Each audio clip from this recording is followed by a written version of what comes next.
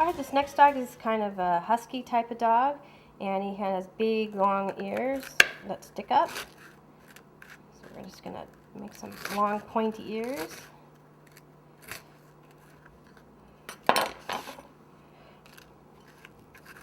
Okay, again with these we gotta etch just a tiny bit in the center here. We don't want them to look like bunny ears. It's a little bit challenging.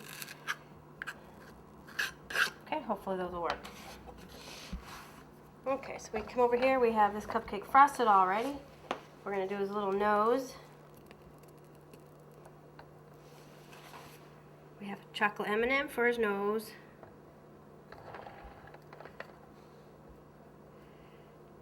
Tootsie Rolls for his eyes.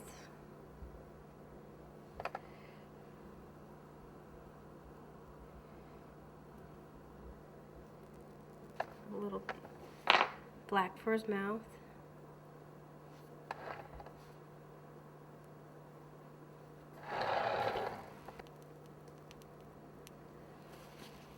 Just changing out the tip to a bigger white tip. 6.